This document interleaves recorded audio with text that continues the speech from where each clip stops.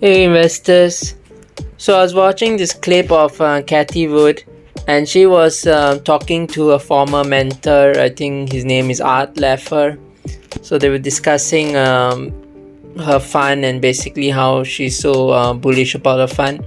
But what I found interesting is that there's one particular aspect of her fund that she's the most bullish about, it seems.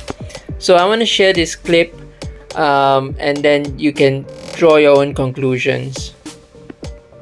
Can I tell them a little bit of a personal experience with you, Cathie? As you know, I've drilled you over the years on your picks. You now publish them right along with everything you buy and sell. But I can't tell you, I got in Illumina, NVIDIA, Bluebird, Tesla, all of these back in the early days because of you. I didn't even know how to pronounce the names.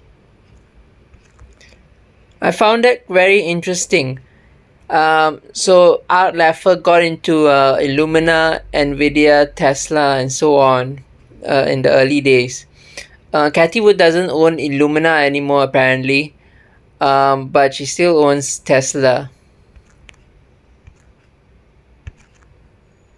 And when I look now at retroactively just how amazing you were in doing what you did back then, can I ask you just sort of where you're looking at the markets with all your platforms? I think it's 5 platforms you do.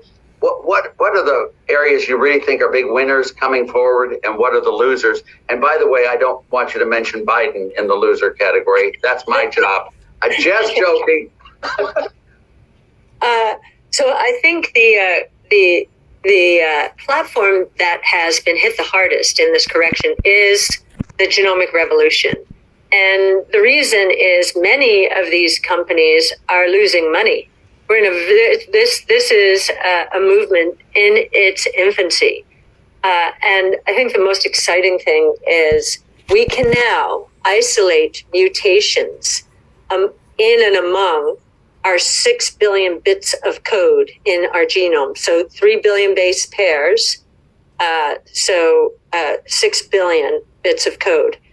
Until recently, we could not isolate those mutations. Mutations are the earliest manifestation of disease.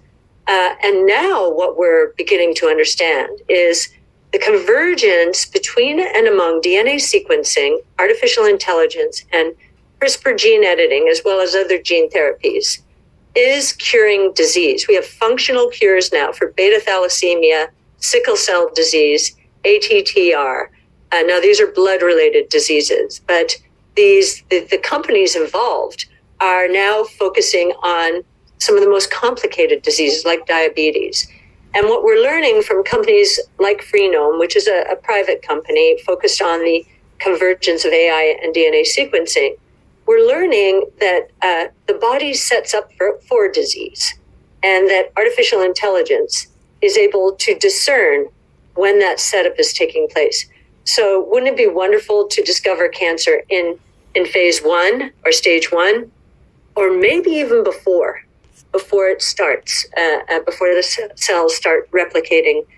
So the genomic revolution fund that we run has been hit very, very hard this year. Now, it had a magnificent last year, up 180%. I think it's down 35% this year. We're probably more excited about that opportunity in terms of how it's going to transform lives. So there you have it.